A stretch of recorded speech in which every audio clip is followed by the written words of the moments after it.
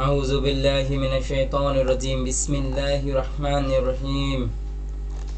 পরম করুণাময় অসীম দয়ালু আল্লাহ তাআলার নামে শুরু করছি।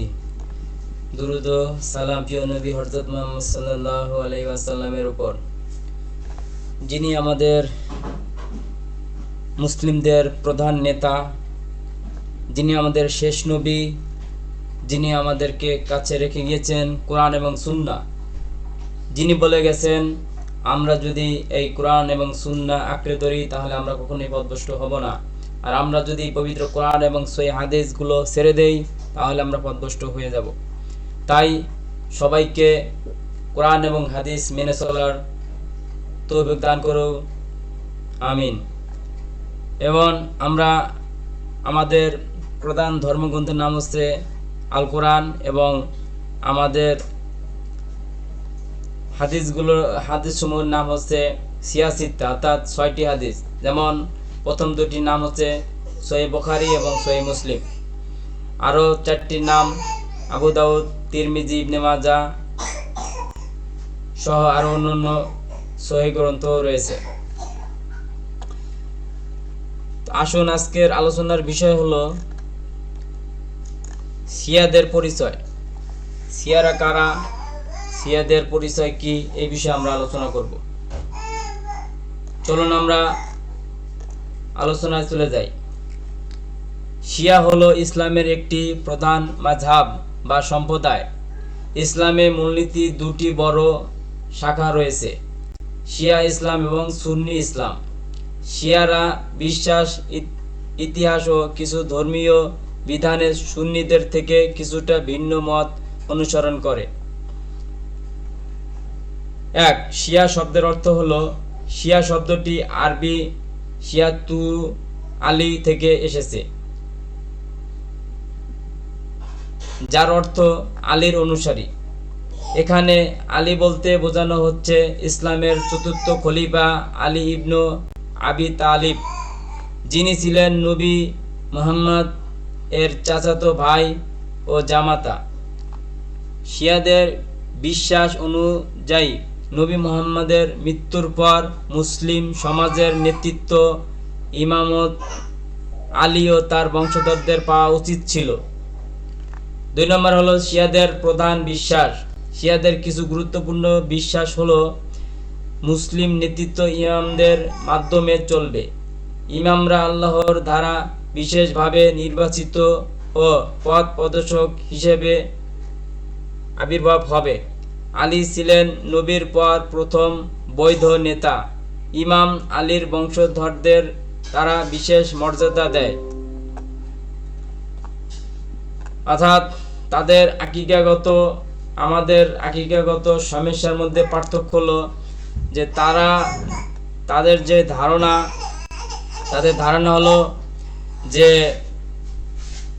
রাসূল সাল্লাল্লাহু আলাইহি সাল্লামের মৃত্যুর পরে আলীকে কেন ক্ষমতা দেয়া হলো না। এটা হচ্ছে তাদের আর আমাদের মধ্যে পার্থক্য। আমরা কেন তাদের সাথে একমত হতে পারলাম না, এজন্য তাদের মসজিদের সলাতের নিয়ম আলাদা, আমাদের মসজিদের সলাতের নিয়ম আলাদা। তাদের হাদিস আলাদা, আমাদের হাদিস আলাদা। তবে তারা যেমন কোরআন মানে, আমরাও তেমন কোরআন মানি, বা কোরআন তারা হয়তো পরিপূর্ণ কোরআন মানে না। যদি তারা পরিপূর্ণ কোরআন মানতো তাহলে অবশ্যই হাদিসগুলো মেনে চলতো। যেহেতু তাদের হাদিস আলাদা, তাই তারা পবিত্র কোরআন পরিপূর্ণ তারা মানে না বলে আমরা বুঝতে পারি। তাহলে তাদের গুরুত্বপূর্ণ বিশ্বাসগুলো হলো, মুসলিমদের নেতৃত্ব ইমামদের মাধ্যমে চলবে।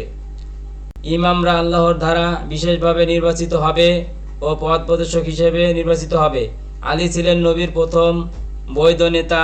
ইমাম আলীর বংশধরের তারা বিশেষ মর্যাদা দেয়, অর্থাৎ আলীকে কেন রাসূল সাল্লাল্লাহু আলাইহি সাল্লামের মৃত্যুর পর নেতা দেওয়া হলো না, এই জন্য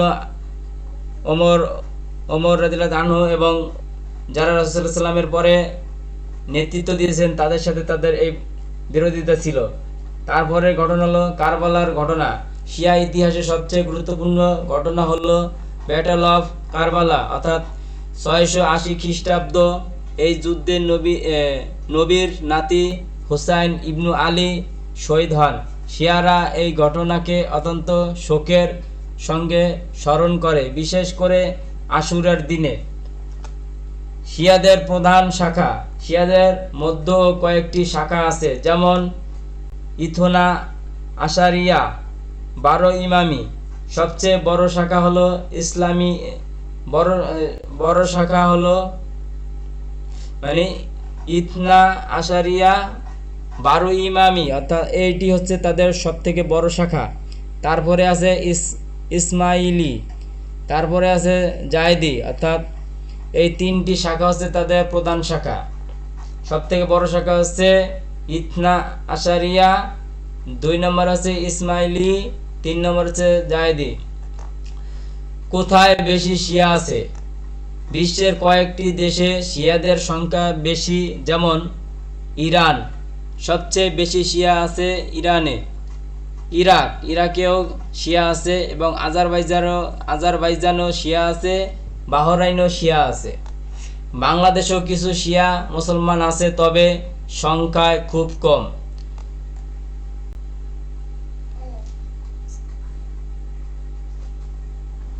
শিয়ারা হলো মুসলমানদের একটি বড় সম্প্রদায়, যারা বিশ্বাস করে নবী মুহাম্মদের পর নেতৃত্ব আলী ও তার বংশধরের হওয়া উচিত ছিল। এই হচ্ছে তাদের সাথে আমাদের দ্বন্দ্ব। কেন আলী এবং আলীদের বংশধরকে নেতৃত্ব দেওয়া হলো না? কেন সাহাবীদেরকে নেতৃত্ব দেওয়া হলো, অন্য সাহাবীদেরকে কেন নেতৃত্ব দেওয়া হলো?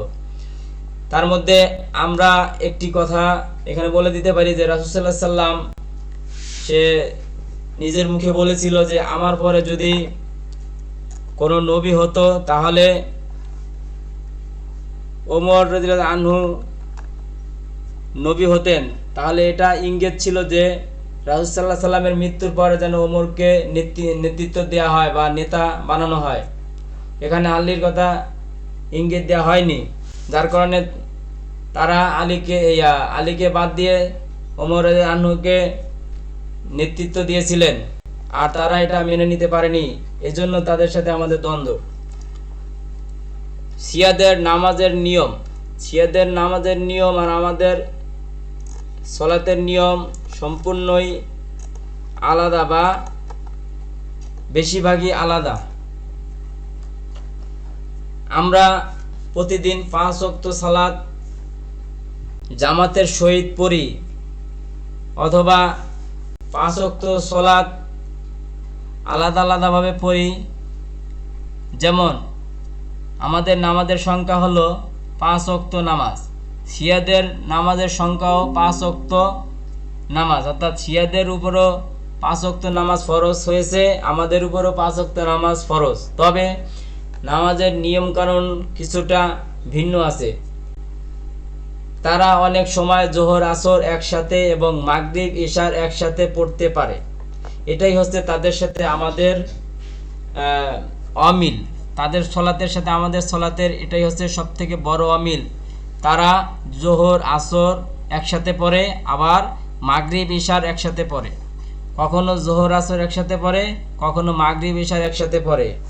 তবে আমরা আমাদের হাদিস গ্রন্থগুলোতে যেইভাবে আমরা পেয়েছি সেটি হচ্ছে যে আমরা রাসূল সাল্লাল্লাহু আলাইহি সাল্লাম যখন জিহাদের ময়দানে গিয়েছিলেন, যখন কাফেররা রাসূল সাল্লাল্লাহু আলাইহি সাল্লামকে অবরুদ্ধ করে রেখেছিলেন, প্রায় 3-4 রেকাত নামাজ সালাত পড়তে দেওয়া হয়নি, তখন রাসূল সাল্লাল্লাহু আলাইহি সাল্লাম একসাথে 4 রেকাত অথবা 3 রেকাত অথবা 2 রেকাত সালাত পড়ে নিয়েছিল।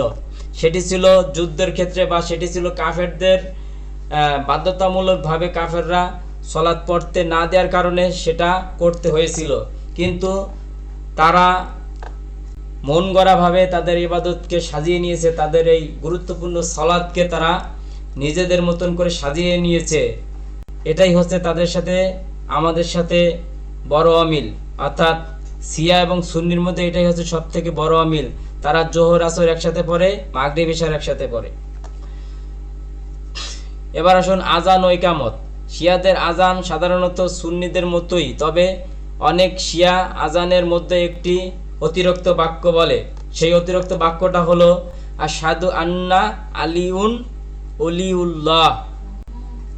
আমি সাক্ষ্য দিচ্ছি যে আলী ইবনু আবি তালিব আল্লাহর বন্ধু।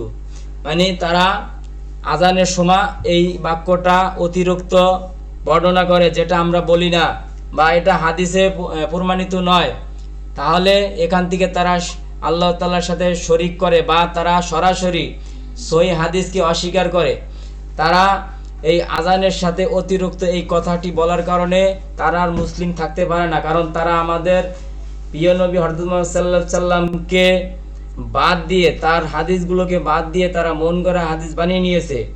অর্থাৎ তারা আজানের সময় এই কথা বলে যে আশহাদু আন্না আলিউন ওলিউল্লাহ, অর্থাৎ আমি সাক্ষ্য দিচ্ছি যে আলী ইবনু আবি তালিব আল্লাহর বন্ধু। এই যে কথাটা তারা বলে, এটা আমাদের হাদিস গ্রন্থে নেই, যার কারণে তাদের সাথে আমাদের একটা বড় অমিল রয়েছে।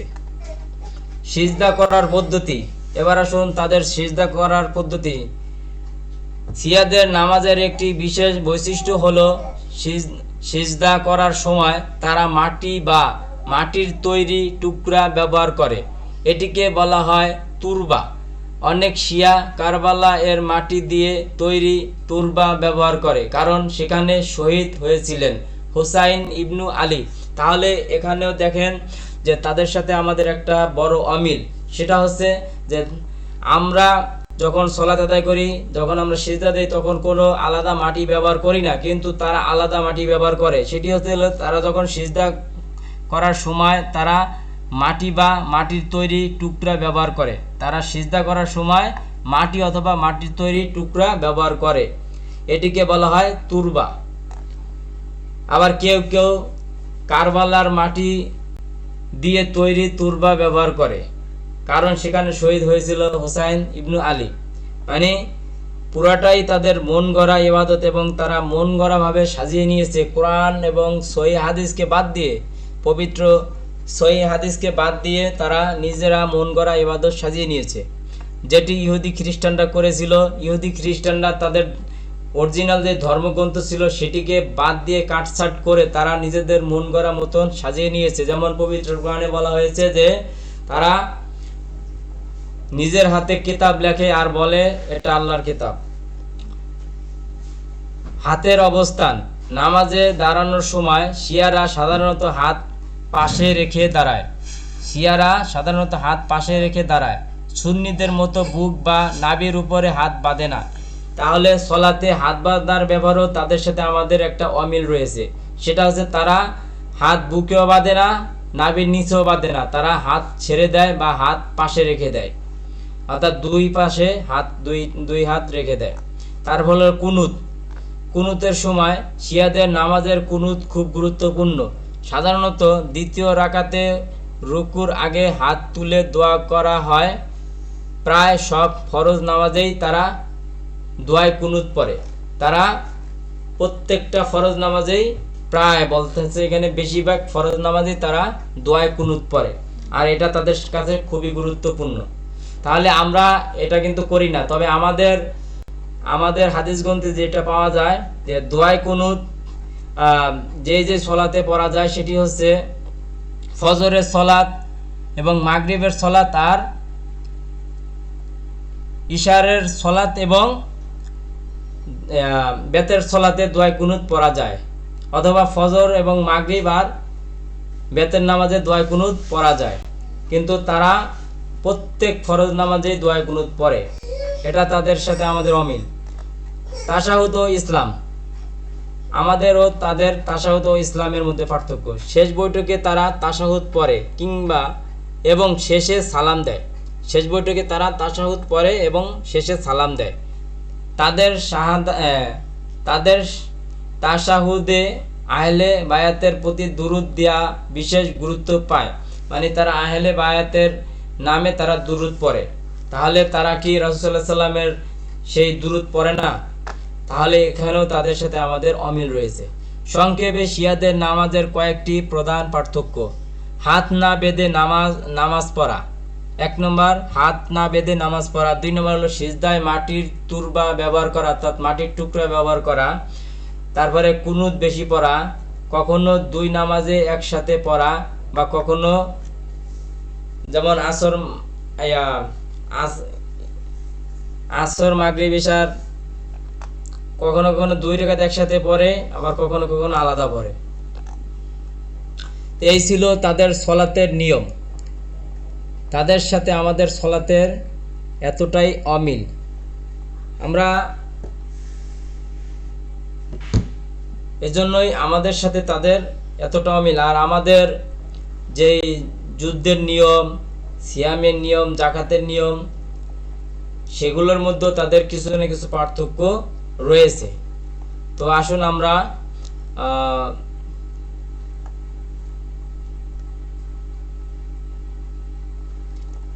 শিয়ারা 12 ইমাম মানে, তারা 12 ইমাম মানে। আসুন আমরা সেই শিয়াদের 12 ইমামের নাম জেনে নিই।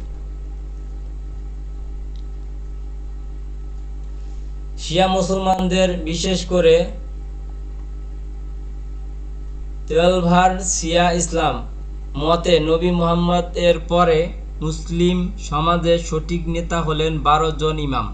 তারা বিশ্বাস করেন এই ইমামরা আল্লাহর দ্বারা নির্বাচিত এবং তারা নবীর পরিবার আহলে বায়াত থেকে এসেছেন।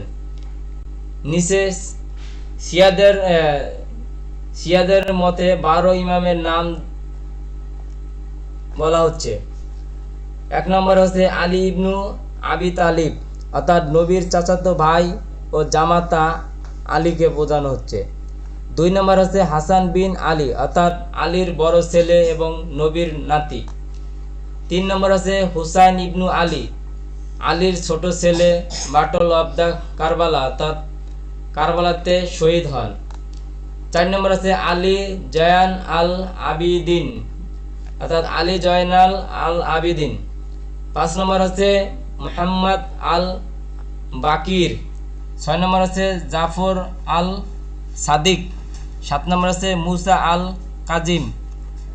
8 নম্বর আছে আলী আল রিদা। 9 নম্বর আছে মুহাম্মদ আল তাকি আল জাওয়াদান নামে পরিচিত। 10 নম্বর আছে আলী আল হাদি। 11 নম্বর আছে হাসান আল আসকারি। 12 নম্বর আছে মুহাম্মদ আল মাহাদি, অর্থাৎ যিনি আমাদের শেষ ইমাম, যাকে আমরা প্রত্যেক মুসলমানই বিশ্বাস করি যে আমাদের কাছে শেষ ইমাম মাহাদি আসবেন। ইমাম মাহাদিকে আমরা প্রত্যেক মুসলমান গ্রহণ করার জন্য তৈরি আছি। তবে তারা শেষ যে নেতা, অর্থাৎ ইমাম মাহাদিকেও তারা অনুসারী করে। তাহলে তাদের আর আমাদের মধ্যে এটাই হচ্ছে বড় পার্থক্য, যে তাদের কথা হলো যে আল্লাহ তাআলা যাকে নির্বাচন করবে সেই মূলত মুসলমানদের নেতা হবেন। তাহলে রাসূল সাল্লাল্লাহু আলাইহি সাল্লামের মৃত্যুর পরে আলীকে নেতা না দেওয়ার কারণে তারা আর আমাদের মধ্যকার পার্থক্য। আমরা সহিহ হাদিসগুলো অনুযায়ী আমরা যা আছে সেটা মেনে নিয়েছি, কিন্তু তারা সেটা মানতে পারেনি, যার কারণে সুন্নি এবং শিয়াদের মধ্যে পার্থক্য।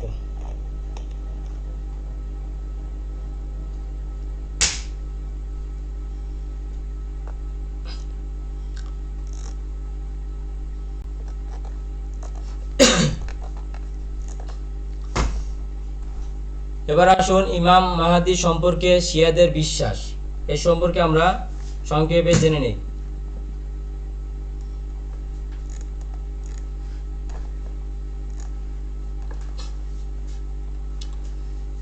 শিয়া মুসলমানদের বিশেষ করে 13 শিয়া ইসলাম বিশ্বাস অনুযায়ী মুহাম্মদ আল মাহদি হলেন 12তম ও শেষ ইমাম। তাকে তারা ইমাম মাহাদি বলে ডাকে এবং মনে করে তিনি একদিন পৃথিবীতে ফিরে এসে ন্যায় ও ন্যায় বিচার প্রতিষ্ঠা করবেন। নিচে তাদের শিয়াদের বিশ্বাস ও সহজভাবে বলা হচ্ছে। 1 নম্বর হলো জন্ম পরিচয়। শিয়াদের মতে ইমাম মাহাদির পুরো নাম হলো মুহাম্মদ ইবনু হাসান আল মাহাদি। তিনি 11তম ইমাম। হাসান আল আসকারি এর ছেলে। তার জন্ম 869 খ্রিস্টাব্দে সামারা শহরে হয়েছে। 2. গায়েব হওয়ার বিশ্বাস। শিয়াদের মতে ইমাম মাহাদি ছোটবেলায় গায়েব হয়ে যান। এটাকে বলা হয় গায়েব। এর 2টি ধাপ আছে। 1. ছোট গায়েব মিনর অক্সিলেশন ও 874 এবং 941 খ্রিস্টাব্দ পর্যন্ত। এই সময় তিনি কিছু প্রতিনিধির মাধ্যমে মানুষের সাথে যোগাযোগ করতেন। 2. বড় গায়েব 941 খ্রিস্টাব্দ থেকে এখন পর্যন্ত চলছে। এই সময় তিনি মানুষের চোখের আড়ালে আছেন। ভবিষ্যতে ফিরে আসার বিশ্বাস। শিয়াদের মতে শেষ সময়ে ইমাম মাহাদি পৃথিবীতে ফিরে আসবেন। তিনি অন্যায় ও অত্যাচার দূর করবেন, পৃথিবীতে ন্যায় ও শান্তি প্রতিষ্ঠা করবেন। অনেক শিয়া বিশ্বাস করে তখন তিনি ঈসা ইবনু মারিয়াম ঈসা এর সাথে মিলিত হবেন। শিয়াদের ধর্মীয় গুরুত্ব। ইমাম মাহাদি শিয়াদের কাছে অত্যন্ত গুরুত্বপূর্ণ, কারণ তিনি শেষ ইমাম, তিনি ন্যায় বিচার প্রতিষ্ঠার প্রতীক। শিয়ারা তার আগমনের জন্য অপেক্ষা করে।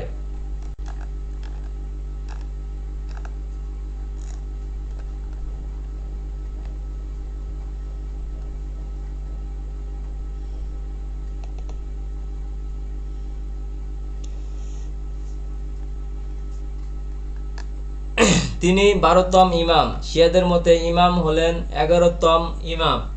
ইমাম মাহাদি হলেন 11তম ইমাম। হাসান আল আসকারি তিনি নবী সাল্লাল্লাহু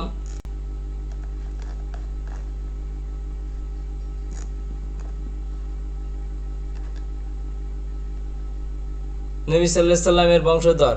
গায়েব হওয়ার বিশ্বাস। শিয়াদের বিশ্বাস অনুযায়ী ইমাম মাহাদি ছোটবেলায় মানুষের দৃষ্টির আড়ালে চলে যান। এটিকে বলা হয় গায়েবতর। এটি 2 ভাগে ভাগ করা হয়েছে। ছোট গায়েব এবং প্রায় 70 বছর স্থায়ী হয়েছিল। তখন তিনি কিছু প্রতিনিধির মাধ্যমে মানুষের সাথে যোগাযোগ করতেন। বড় গায়েব এখন এই সময় চলছে। এই সময়ে তিনি সরাসরি মানুষের সামনে আসে না। ভবিষ্যতে ফিরে আসবেন। শিয়াদের বিশ্বাস, এক সময় ইমাম মাহাদি আবার পৃথিবীতে প্রকাশ পাবেন। তিনি পৃথিবীতে ন্যায় ও শান্তি প্রতিষ্ঠা করবেন, অন্যায় ও অত্যাচার শেষ করবেন। কোথাও থেকে আবির্ভাব হবেন। শিয়াদের অনেক বর্ণনা অনুযায়ী তিনি মক্কাতে প্রকাশিত হবেন। তারপর তারা পৃথিবীতে ন্যায় বিচার প্রতিষ্ঠা করবেন। এই ছিল শিয়া সম্পর্কে সংক্ষিপ্ত আলোচনা। আমরা পরবর্তী আলোচনা পরের পর্বে করব ইনশাআল্লাহ। তো আপনারা এই পর্যন্ত ভালো থাকবেন। আল্লাহ হাফেজ।